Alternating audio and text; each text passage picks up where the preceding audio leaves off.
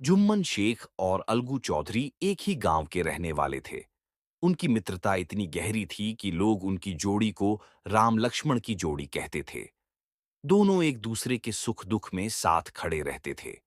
जुम्मन शेख की एक वृद्ध खाला थी, जिसने अपनी सारी जमीन उसके नाम कर दी थी, इस शर्त पर कि जुम्मन और उसकी पत्नी उसकी जीवन भर देखभाल करेंगे।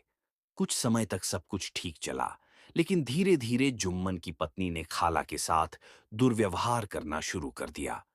जुम्मन भी खाला की बातें अनसुनी करने लगा। खाला ने जब देखा कि उसे न्याय नहीं मिल रहा, तो उसने पंचायत बुलाने का निश्चय किया। गांव वालों ने पंचायत बुलाई और खाला ने पंच के रूप में अलगू चौधरी का नाम लिया। अलगू चौधरी दुविधा में पड़ गया। जुम्मन उसका घनिष्ठ मित्र था, लेकिन पंच के रूप में उसका धर्म न्याय करना था। अलगू ने अपनी मित्रता को दरकिनार कर निष्पक्ष निर्णय लिया। उसने फैसला सुनाया कि जुम्मन को अपनी खाला की जमीन वापस करनी होगी या उसकी पूरी देखभाल करनी होगी। ये सुनकर जुम्मन नाराज हो गया और उसने अलगू से दोस्ती तोड़ दी। कुछ समय बाद अलगू चौधरी पर भी ऐसा समय आया जब उसे पंचायत बुलानी पड़ी। इस बार जुम्मन को पंच बनाया गया।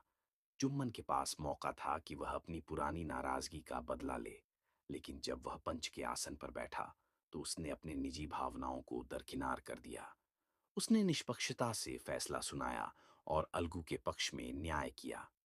इस घटना ने दोनों मित्रों को एहसास कराया कि पंच का पद केवल ईश्वर की न्यायिक शक्ति का प्रतीक है। लिए दोस्ती या दुश्मनी का कोई महत्व नहीं होता।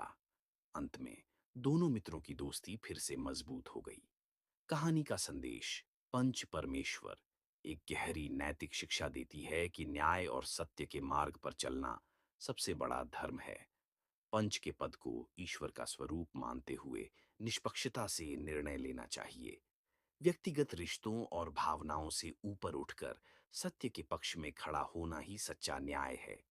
ये कहानी भारतीय ग्रामीण जीवन के मूल्यों और आदर्शों को दर्शाती है और आज भी उतनी ही प्रासंगिक है